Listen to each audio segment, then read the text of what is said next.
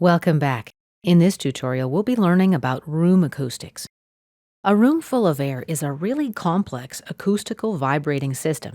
In fact, it's a whole series of vibrating systems all superimposed upon one another.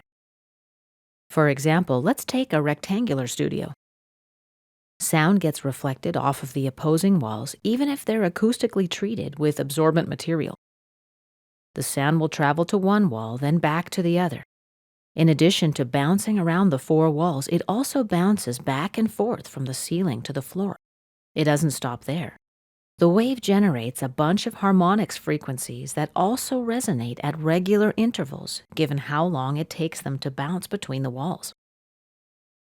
People and furnishings in a room also have a huge impact on the resonances.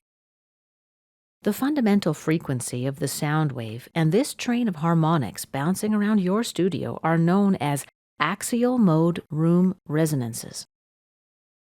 These room resonances determine the sound of your studio. If resonances pile up too much at certain frequencies, or if they're spaced too far apart, they can cause some trouble. For example, the spacing of the resonances is too great if sound appears to be lost. Let's say if your recording sounds really boomy, it might have lost some of the mids and highs. If it sounds thin, then it may have lost some of the lows or mid-lows. If resonances are pretty close together in the frequency spectrum, this part gets an abnormal boost. If your vocal take sounds really shrill, then the highs and their harmonics are piled up too much somewhere. Usually, when there's pileups, there's holes somewhere else. Low-frequency waves are longer and harder to control. Pileups of lower frequencies below 200 Hz tend to cause more audible coloration in your recordings. While the budget musician can't obsess too much about acoustics, if your environment suffers from problematic acoustics, there can be a significant impact on the quality of your sound.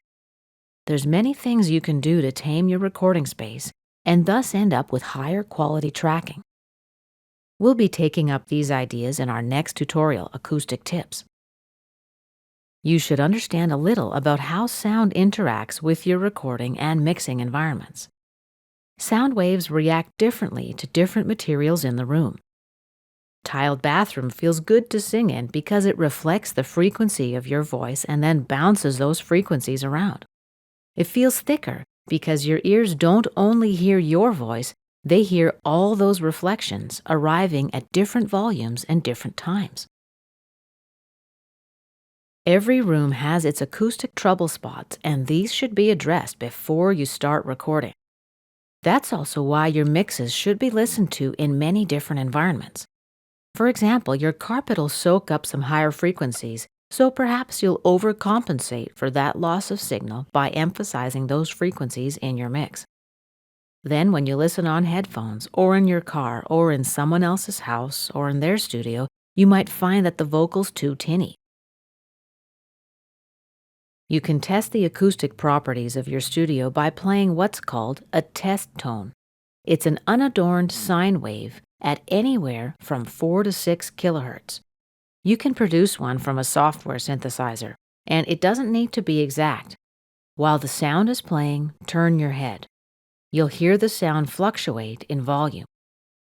In some positions in your room, the sound might seem to disappear, and in others, reflections might reinforce the original frequency, causing it to seem louder. Let me play you a sample test tone. It's piercing, so get ready. I got this test tone at homerecording.about.com. They've actually got many different test tones at that same site. You can search for Home Studio Basics or Test Tones.